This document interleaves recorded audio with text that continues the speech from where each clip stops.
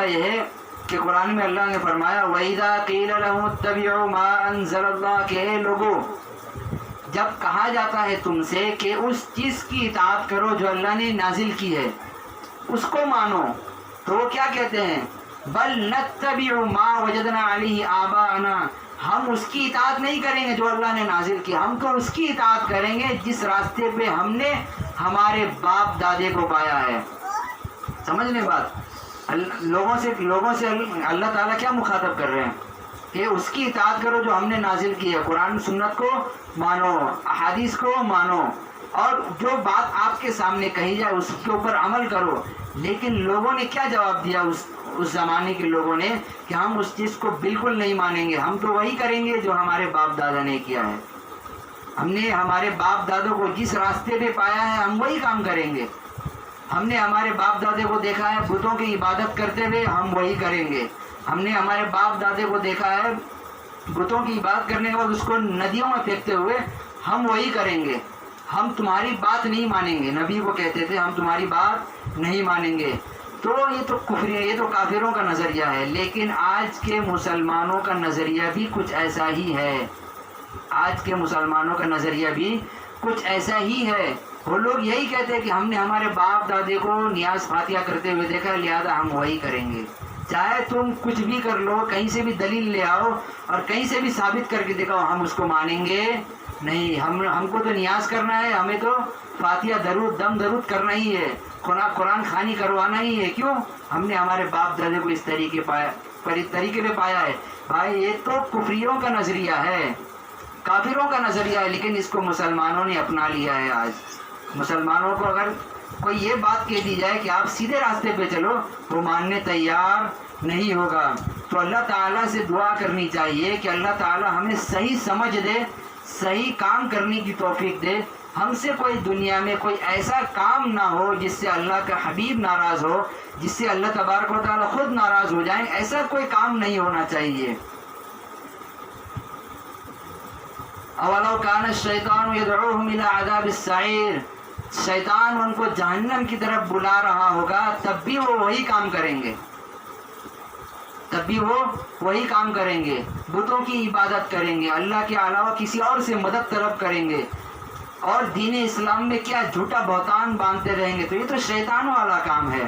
شیطان کیا کرتا ہے؟ ان لوگوں کو جہنم کی طرف بلاتا، آؤ تم جہنم کی طرف، لیکن لوگوں کو کان میں یہ آواز نہیں آتی ہے، کیونکہ ہم نے شیطان کو کبھی دیکھا نہیں ہے، نہ ہم اس کی آواز سنتے ہیں، لیکن شیطان کی پکار یہی ہے، میں تمہیں غلط راستے پہ ڈالوں گا، تم اس راستے پہ چلتے رہنا، اور میں قیامت کے دن اپنے ساتھ تمہیں جہنم لے کر جاؤں گا۔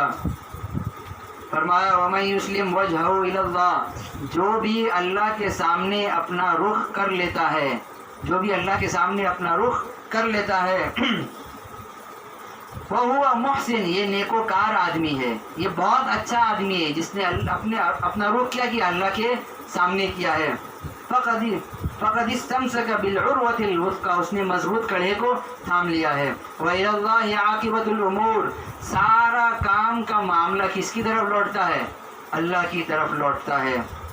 فرمایا ومن کفر، آپ صلی اللہ علیہ وسلم کو خطاب کیا جا رہا ہے کہ جو لوگ آپ کی بات نہ مانیں اور دین اسلام سے چہرہ پھیر کر رکھیں، آپ غمگین مت ہوئیے، اس کے اوپر آپ کیا نہ ہوئیے، غمگین مت ہوئیے، ٹینشن مت لیجئے۔ ومن کفر فلا يحزنک کفر، کیوں ٹینشن مت لیجئے؟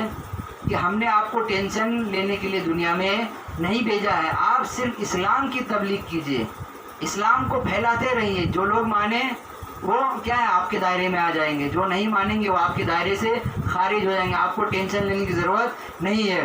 کیوں؟ الینا مرجعہم فننبئہم بما عملوا، جب وہ ہمارے پاس لوٹ کر آئیں گے تو ہم ان کو ان کے کیے کرائے کا اعمال کا نتیجہ دکھلائیں گے۔ ہم ان کو کیا کریں گے؟ ان کو سارا کیا کرائے ان کے سامنے کھل کے فاش ہو جائے گا بالکل۔ قیامت کے دن اللہ تعالیٰ لوگوں کو ان کے نامہ اعمال ہاتھوں میں دیں گے، جس کا نامہ اعمال دائیں ہاتھ پہ آ گیا وہ نجات کے راستے کو پا گیا، جس کا نامہ اعمال دائیں ہاتھ پہ نہیں گرا بائیں ہاتھ پہ آ گیا، وہ اس کا معاملہ کیا ہو جائے گا؟ ڈگمگا جائے گا۔ تو اللہ تعالیٰ وہی کہہ رہے ہیں جب وہ ہمارے پاس آئیں گے ہم ان سے حساب کتاب لیں گے، آپ ٹینشن لینے کی ضرورت نہیں ہے. ان اللہ علیم بذات الصدور کہ اللہ تعالیٰ دلوں کے احوال کو جاننے والے ہیں. اللہ تعالیٰ کیا دلوں کے احوال کو جانتے ہیں کہ دل میں کیا چل رہا ہے. کہیں نفاق تو نہیں بھرا ہوا ہے دل میں. کہ آپ صلی اللہ علیہ وسلم کے زمانے میں جو منافق لوگ تھے وہ بھی مسجد میں نماز پڑھتے تھے, اور جو مسلمان تھے سچے مومن تھے وہ بھی مسجدوں میں کیا کرتے تھے, نماز پڑھتے تھے. پتہ نہیں چلتا تھا کہ اس میں سے منافق کون ہے اور سچا مسلمان کون ہے. منافق اس کو کہتے ہیں جس کے دل میں کفر ہو, وہ جو دل میں بت کی عبادت کو جگہ دیتا ہو اور اللہ کو نہ مانتا ہو. یعنی کسی کے ڈر کی وجہ سے صرف ٹوپی لگا لینا, داڑھی رکھ لینا, کسی کے ڈر کی وجہ سے, یہ نفاق کی علامت ہے. تو اس زمانے میں کہ کافر لوگ بھی آتے تھے مسجد میں, اس ڈر کی بنیاد پر کہیں حضرت عمر رضی اللہ تعالیٰ عنہ کی تلوار ہماری گردن پہ نہ چل جائے. ان سے بہت ڈرتے تھے منافق لوگ, ان کے ڈر کی وجہ سے مسجدوں میں تشریف لاتے تھے. آپ صلی اللہ علیہ وسلم نے سارا لسٹ لکھ کر دے دیا کہ یہ آدمی منافق ہے, یہ منافق ہے, یہ منافق ہے. صرف اوپر سے اسلام کا دکھلاوا کر رہا ہے, اوپر سے کیا کرتا ہے, اسلام کا دکھلاوا کرتا ہے, لیکن جب مسجدوں کے باہر جاتا ہے تو مومنوں کا کیا کرتا ہے, مذاق اڑاتا ہے, مسلمانوں کا مذاق اڑاتا ہے, مسلمانوں کو گالیاں دیتا ہے. یہ نفاق کی علامت ہے. تو وہی فرمایا اللہ تعالیٰ دلوں کے بھید کو جانتا ہے کہ کون سچا مسلمان ہے اور کون کچا مسلمان ہے. تو ہمیں کیا کرنا ہے, سچا مسلمان بننا ہے. آگے فرمایا نمتعہم قلیلا, کہ دنیا میں جو لوگ عیش پرست ہے, مالوں پہ پل رہے ہیں, کھانے پینے میں زندگی گزار رہے ہیں, عیاشی کر رہے ہیں, فحاشی و عریانی کو کیا کر رہے ہیں, جگہ دے رہے ہیں گھروں میں, ان سے فرمایا نمتعہم قلیلا, صرف چند دن تم مزے اڑا لو دنیا میں, چند دن تم کیا کرو دنیا میں مزے اڑا لو.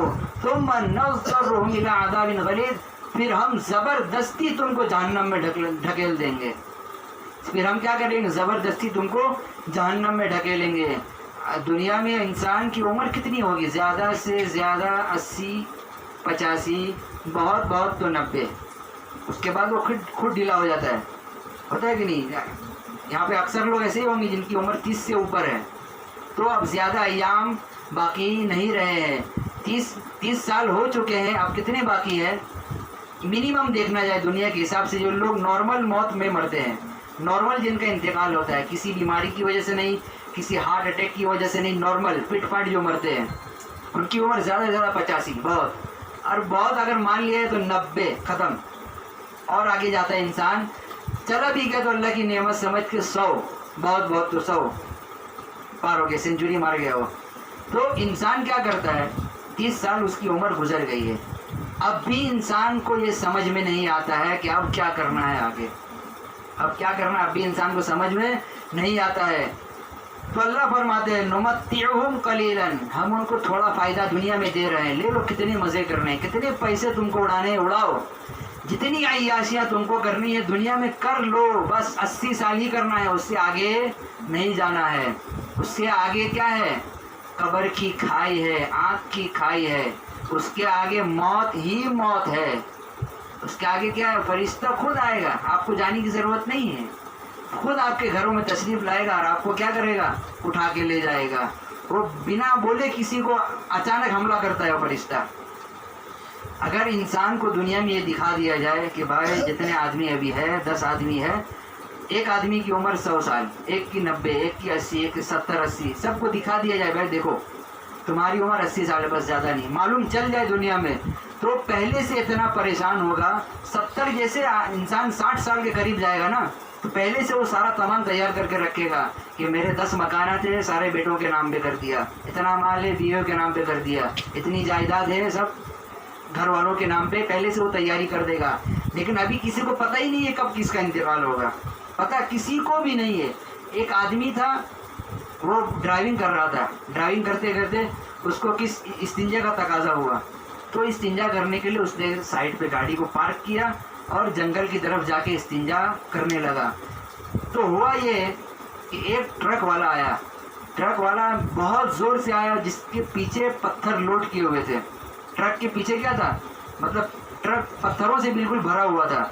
تو تو اتنا زور سے وہ ٹرک والا ڈرائیو کر کے جا رہا تھا کہ پتھر اچھل کے وہاں سے گرا اور ڈائریکٹ گاڑی کے اوپر، بالکل سیدھے کانچ کے اوپر اتنا بڑا پتھر گیا، بالکل سیٹ پہ جہاں ڈرائیور بیٹھتا وہاں پہ پتھر آ کے گرا۔